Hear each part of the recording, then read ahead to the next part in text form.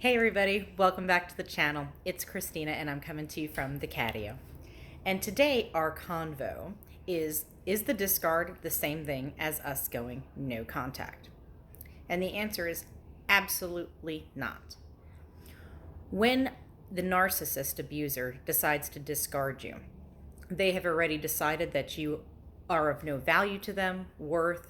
They've already been lying, cheating, going behind your back, abusing you, both and every which way, physically, mentally, emotionally, financially.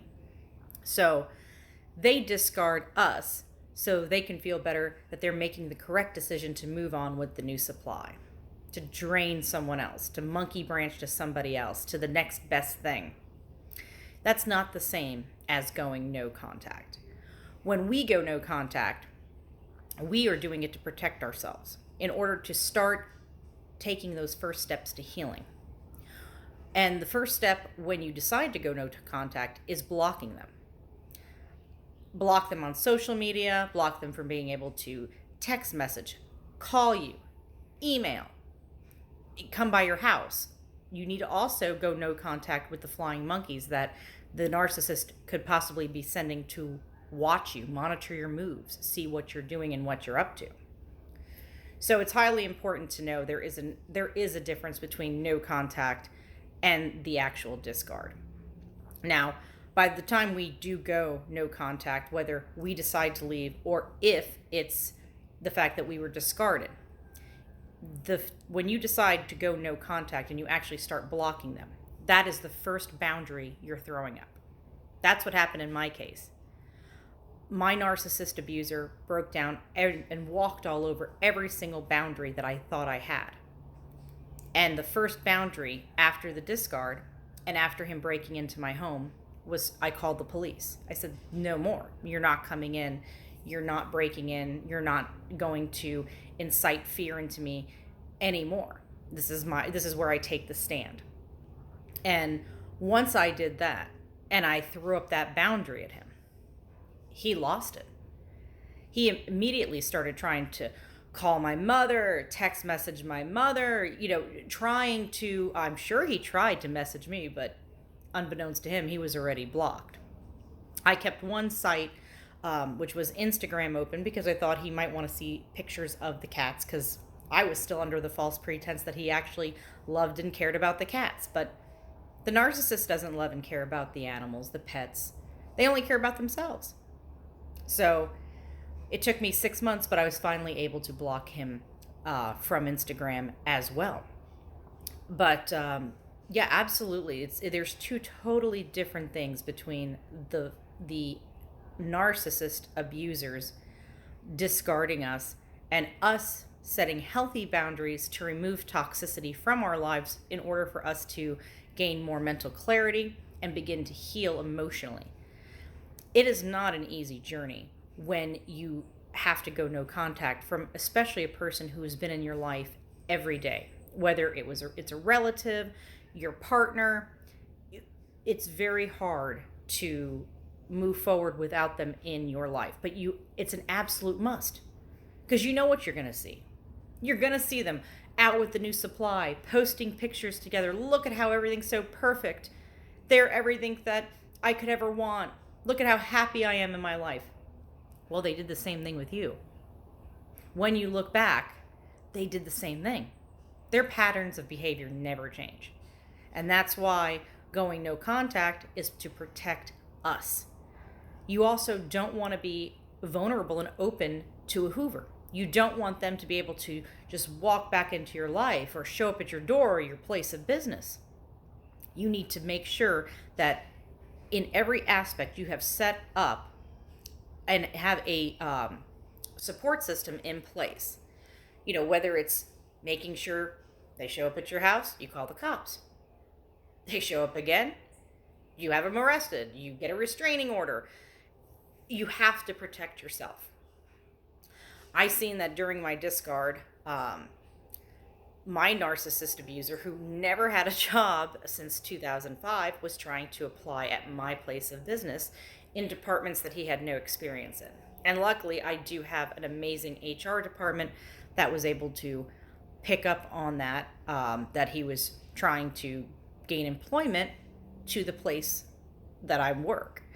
And I do honestly have a fantastic job, and I love my coworkers, and our HR department is amazing, because the day after he did break in, I went immediately to my HR team, and I said, if this person shows up, I don't want them to gain access to the corporate building. I don't want them to be able to gain access to me, because quite honestly, you don't know what these demonic presences are capable of.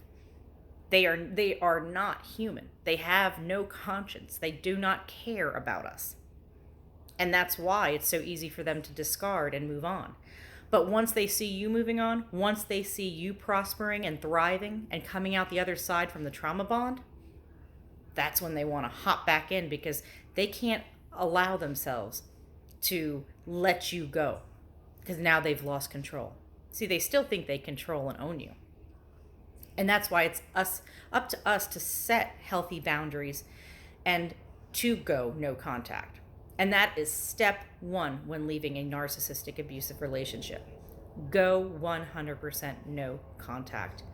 It's freeing, and it only thing it does is help your soul and your well-being heal from the abuse and from the trauma. And for people who don't think that narcissists have caused havoc and chaos in your life, but it's destroyed you inside. The anxiety, the panic attacks, you can't properly heal from that when the narcissist is showing up, when they're able to call you. They call you from some random number and you happen to answer. At that, immediately block that. If you think they've created a fake account online, block it. You can't have yourself vulnerable out there for them to be able to keep tabs on, because all they want to do is see if that door is open so they can try to come back, try to hoover, and try to exhaust you again of all of your resources. And if you take them back, trust me, it's going to be worse the second time or the third time, or however many times you take that abuser, that predator back. Remember, the discard they did in sheer pleasure. They enjoyed watching you suffer. They probably even did it at a particular time, whether it was around a holiday, a special event in your life, special time, possibly even if you had a death in the family. They like to discard to cause the most impact that's going to be the most hurtful to you. So I know my narcissist abuser did that. He did the holidays. I had to go through everything alone. I was terrified. I didn't know what to do. I had no one here. My friends and family do live in Florida, so being here alone during that time, it was very difficult. And I wasn't sure are we going to get back together? You know, I was just starting therapy. I wasn't as solid as where I am today. But every day is a journey. Every day is a step in the right direction. And you will heal. You will move on. But absolutely have no regret of going no contact.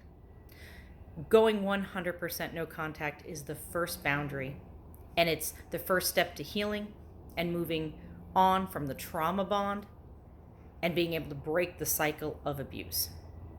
So if the narcissist wants to think that we're the narcissists and we've discarded them, I don't care what they think. They're soulless entities. They're demonic forces. I don't care what any of them have to say and what they think about us, what they think about the empath.